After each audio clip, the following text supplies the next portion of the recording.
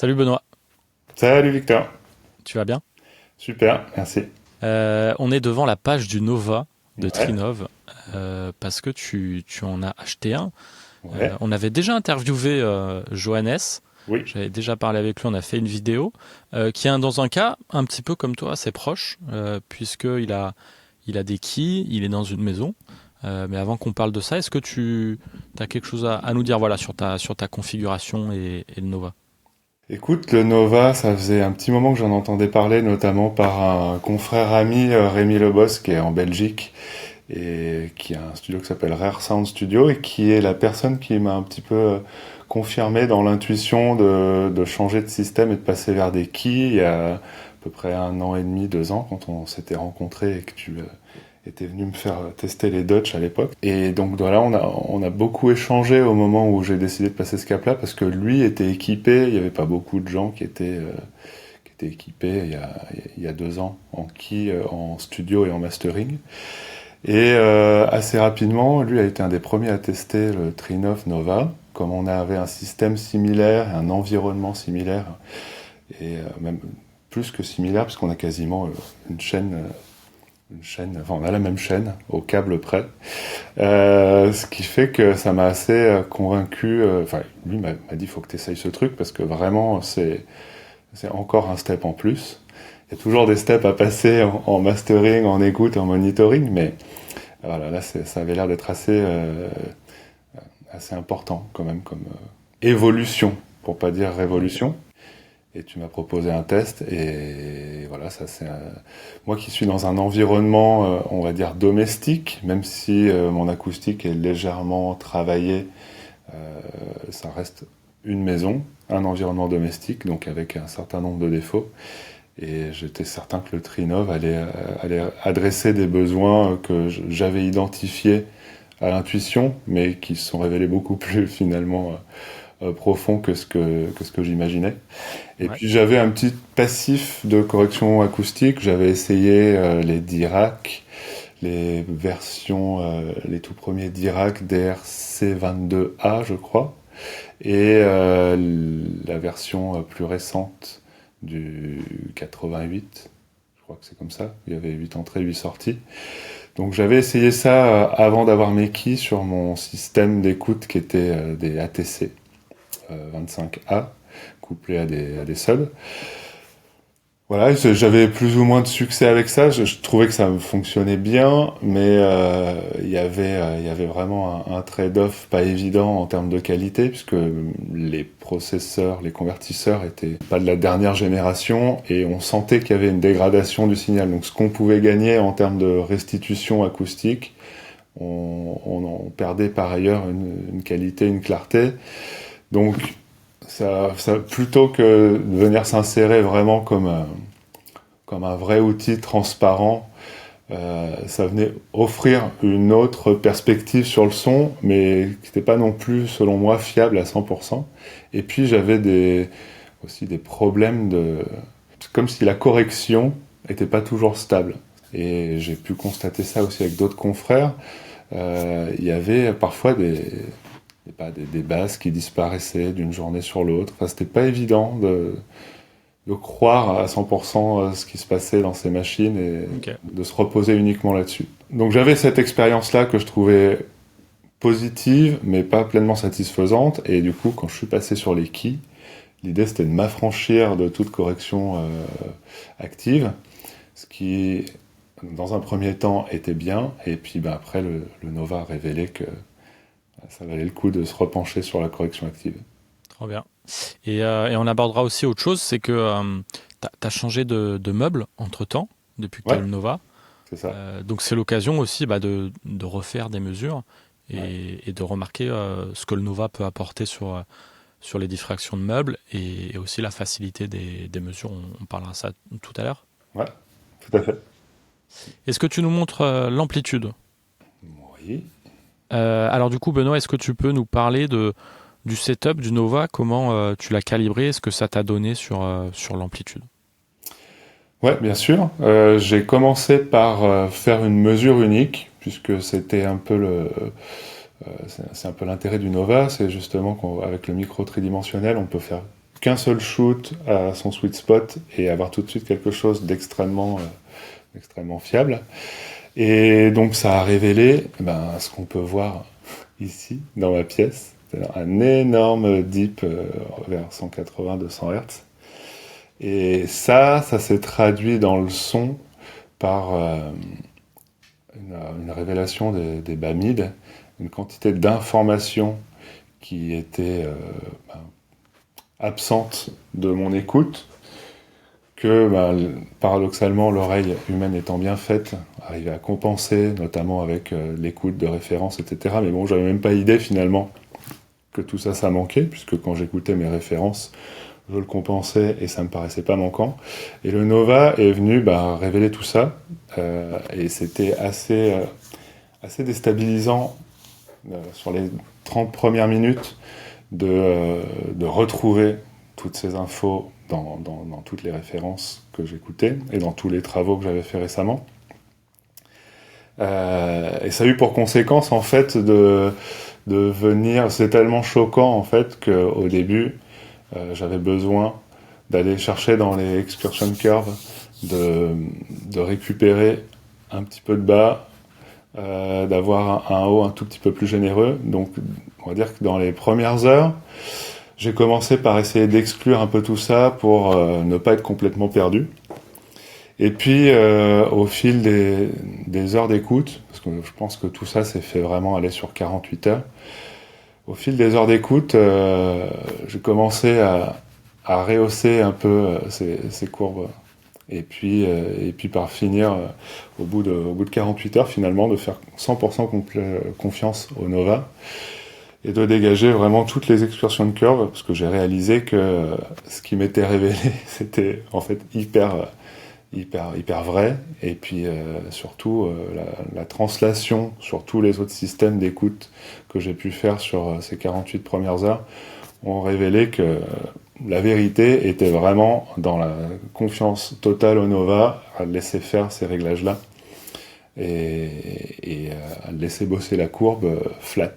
J'étais habitué sur les précédents systèmes que j'avais eu de compensation, de correction active, ils avaient une espèce de tilt, d'emphase sur le bas et de désemphase sur le haut. C'était la courbe qui était proposée dans le mini DSP d'Irak Live. Donc j'étais étonné à la première ouverture de ce logiciel de voir que lui proposait une courbe flat sans emphase. Alors après, je sais pas exactement ce qu'il y a dans le capot. Ouais. Je sais pas si Trinov inclut de base, et ce qu'ils appellent flat, c'est peut-être une courbe déjà. C'est peut-être une courbe cible déjà. Ouais, peut-être. Mais en tout cas, du coup, tu es resté sur ce réglage, sachant qu'on revient à Extensions Curve. Ouais. En fait, c'est pour lui dire, ne corrige pas trop. Par exemple, là, il est réglé à 6 dB. Ouais. C'est-à-dire qu'il va pas corriger plus de 6 dB, quoi. Et toi, à un moment donné, tu avais dit, je veux encore moins, je veux pas que tu corriges dans le bas quasiment. Enfin, moins. C'est ça. J'avais essayé de faire, de le laisser bosser naturellement à ce niveau-là. J'avais essayé dans la target curve de rebooster un peu ça. Enfin, j'ai essayé plein de petites choses.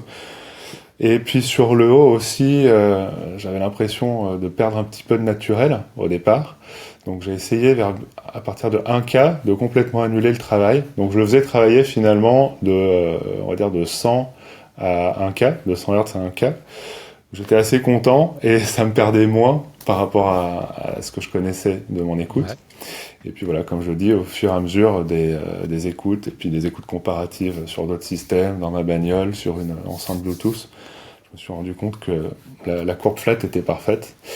Et pour récupérer ce naturel auquel j'étais habitué, parce que j'avais le sentiment d'un truc un petit peu compressé dans le haut médium et dans le haut. Et c'est là où je me suis mis avec mon ami Rémi Le Boss à suivre des instructions de mecs qui avaient déjà bossé avec les Nova et à essayer plusieurs choses sur ces réglages fins dans les settings, donc dans les réglages algorithmiques et dans les réglages de filtres. Et on en est arrivé à récupérer vraiment tout le naturel de la réponse de nos enceintes en utilisant ces réglages-là. Voilà. Donc qu'est-ce que tu as modifié plus précisément ? Ce qu'on a modifié, c'est le nombre de cycles. Ouais. Voilà, je crois que par défaut, c'est 3. On est passé à 5. On a essayé plusieurs choses, hein. Là, je sais plus si c'est un tiers ou un sixième d'octave, mais on a rajouté en fait des filtres, tout simplement. C'est peut-être même un peu plus que ça, c'est peut-être un douzième. Je me rappelle plus, il faudrait que je ressorte mon ancien réglage. Ici, on a augmenté le nombre de filtres, donc là 51, normalement c'est 50, mais je sais pas pourquoi, j'arrive pas à en enlever. Normalement, c'est combien? 50. Ok. Sur la résolution aussi du filtre, on est passé à un sixième. Ouais. Et on a essayé ce Room Smoothing Method aussi. On a essayé le Square Modulus. Et alors, te décrire ce que ça fait, chaque élément individuellement, j'en serais bien incapable. Mais voilà, en essayant plein de trucs, on a fini par s'arrêter sur ce truc-là. Qu'on Ok. trouvait bien, tout simplement. Et alors, tout ça, ça a changé dans le haut du spectre. T'as entendu pas mal de différences, c'était surtout dans le bas que t'as entendu des différences. Non, c'était plutôt vraiment sur la bande 1K où l'ensemble de... Alors, je sais pas, ça bosse forcément sur cette zone-là aussi, mais Oui. là où c'était vraiment très très flagrant pour moi, Ouais. c'était retrouver du naturel au-dessus d'un K. Et avec ces settings-là, on y est vraiment, et l'écoute est top. Trop Large, bien. solide, avec un fantôme, un mono fantôme hyper clair, et puis moi, tous les détails que je connaissais de mes enceintes. Ok. Alors, en l'occurrence, ça, c'est un shoot qui est fait en multi. J'ai essayé de faire par la suite de shooter différemment. Tu sais, t'as le mode mixing où tu peux shooter vraiment sur Ouais. un axe comme si tu avais une grande console. Ça uniformise vachement la pièce. C'est ce qu'a fait Johannes récemment à Shorebreaker. Et du coup, il peut aller très loin, à gauche, à droite, aller bosser, faire une comp dans un coin sur un rack. Et il a quand même il a le même son qu'au Sweet Spot. Et du coup, moi, j'ai essayé de faire le truc intermédiaire, le multipoint, avec un espèce de rayon. Je crois que c'est 5 mesures dans un rayon de la centrale et puis 4 autres autour, dans un rayon de 50 centimètres. Je voulais récupérer un tout petit peu de, de sweet spot, élargir un peu le sweet spot pour quand je suis là ou quand j'ai bossé un petit peu là. Et ça a super bien marché. Donc du coup, là, j'ai plusieurs mesures.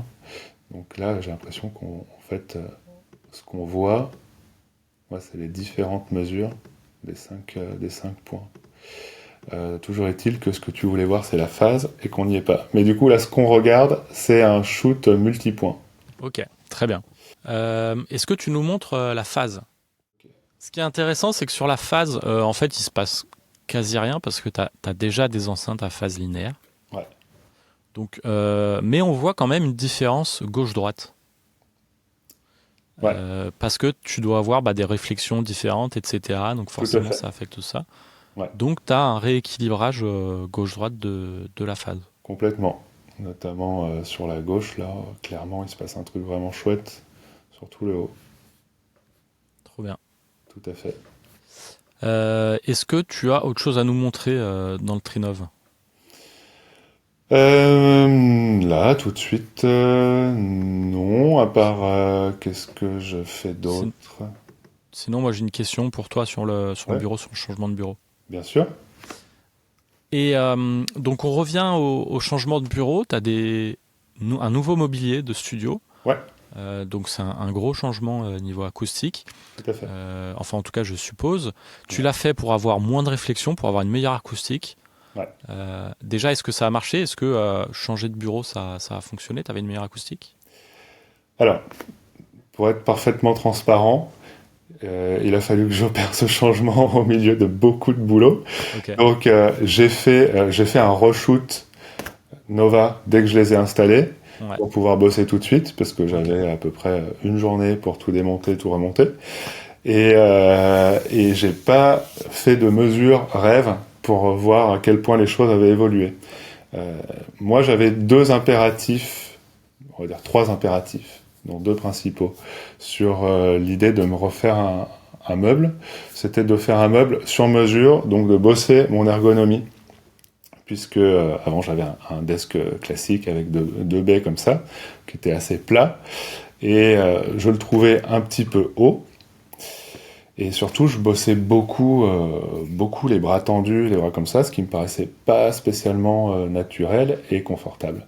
Et bon, j'avais une tendinite à l'épaule droite qui se gâtait facilement avec cette ergonomie. Donc j'avais envie d'avoir un truc où j'étais plutôt en surplomb. Là, je suis assis assez bas parce qu'on est en discussion, mais en fait, en réalité, moi, je bosse vraiment un peu plus, D'accord, un petit peu intéressant. haut. Donc, en fait, j'aime être en surplomb des machines. Là, je suis au niveau des tweeters, je suis parfaitement aligné sur mes enceintes. Et je bosse. L'idée, c'était de bosser, en fait, les bras tendus, en tout cas, les bras qui tombent sur les potards, de manière tendue et tendue. Le bras complètement déployé et quand même être détendu des épaules. C'était mon idée et ça marche. Donc ça, je suis assez content. Ok. Après, l'idée, c'était aussi d'essayer d'avoir un meuble avec du vrai bois, pas un truc en contreplaqué, un truc un petit peu qualitatif. Donc là, j'ai réussi à trouver du contreplaqué Boulot, qui est fait pas très loin de chez moi, et qui est de très bonne facture, qui sent bon le bois, qui tiendra dans le temps et qui a priori il n'y a pas trop de composants chimiques nocifs. Et du coup, alors, tu as changé de bureau. Ouais, Refaire des mesures, c'était pas trop long du coup? bah refaire des mesures, non. En fait, j'ai fait 2 shoots, un shoot au sweet spot ici, qui fonctionnait très bien et où j'ai récupéré instantanément l'écoute que j'avais avant, plus l'air qui est offert par un bureau vachement plus dégagé. Donc j'ai quand même un soundstage vachement plus large et je suis plus au contact de mes enceintes, donc ça je suis super content. Je sens une vraie différence là-dessus. Et puis, euh, et puis après, j'ai fait donc le shoot multipoint. J'ai voulu essayer et j'ai trouvé ça assez concluant. L'idée de pouvoir vraiment plus se déplacer, avoir un son plus uniforme dans la pièce, et même quand j'ai des clients qui se déplacent, ce qui est de temps en temps le cas, ça a quand même vachement uniformisé le son dans la pièce. Même avant, c'était très cohérent quand on se baladait ou quand j'ai un client qui est assis derrière moi.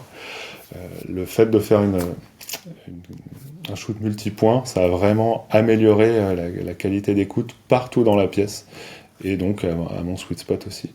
Donc non, ça a pris, c'est très facile, hein. Tu branches le micro, tu shootes, en 5 minutes, tu as un truc.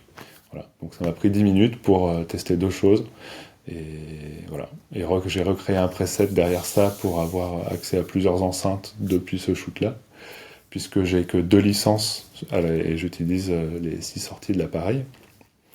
Donc pour pouvoir faire ça, il faut faire un shoot avec une seule paire d'enceintes et après recréer un preset dans lequel on vient insérer les autres sorties hardware pour pouvoir avoir accès à tout ça depuis la télécommande. Voilà. Trop bien. Est-ce que tu as autre chose à rajouter sur ton utilisation du Trinov? Eh bien, entre la remote qui est entièrement paramétrable et sur lequel on peut faire vraiment plein de choses très personnalisées, entre le fait que la correction acoustique active est hyper précise et hyper customisable, et le fait d'avoir quand même une interface qui propose du Dante, des bonnes conversions, de la date, et 6 entrées, 6 sorties, en fait, le Nova, c'est bien plus que ce que j'imaginais. Moi, je prenais ça au départ comme une correction acoustique plutôt chère, si on se base sur l'idée que ça fait que ça. Et en fait, c'est une vraie carte son complète, avec de la correction acoustique, avec des entrées-sorties, avec une solution de monitoring que je connais pas d'autres produits qui soient aussi flexibles et paramétrables et personnalisables. Donc en fait, quand on cumule tous ces atouts, ça devient vraiment une interface globale pour un studio, pour un producteur ou même pour un plus gros studio. Ça peut devenir un vrai centre névralgique hyper puissant. Donc voilà, moi j'ai découvert ça au fur et à mesure de son utilisation et au fur et à mesure J'en ai fait un peu la publicité autour de moi, comme tu le sais, parce que je trouvais que c'était vraiment trop bien. Donc tous les gens à qui j'ai pu le faire essayer, grâce à toi, ont pu découvrir cet outil-là. Et je trouve que c'est un outil super, qui a plein d'arguments et qui en plus est dans sa jeunesse, donc j'imagine va évoluer et va se développer pour proposer encore plus de réglages fins à l'avenir. Et je trouve ça assez excitant. Donc, au départ, je voulais juste améliorer la qualité de mes enceintes et je me retrouve à découvrir un produit déjà très abouti et super, beaucoup plus large que ce que j'imaginais. Donc, je suis très content d'avoir découvert le Nova grâce à toi et puis de participer de manière plus ou moins active à la découverte de cet outil. Voilà. Ouais, je te remercie d'avoir été l'ambassadeur du Nova dans le Sud-Ouest. Ouais, c'était un plaisir, c'est cool. Tout le monde a kiffé et beaucoup ont passé le cap et le regrettent pas. Trop bien. Eh ben, merci Benoît et je te dis à très vite. Ok, merci beaucoup et à très vite.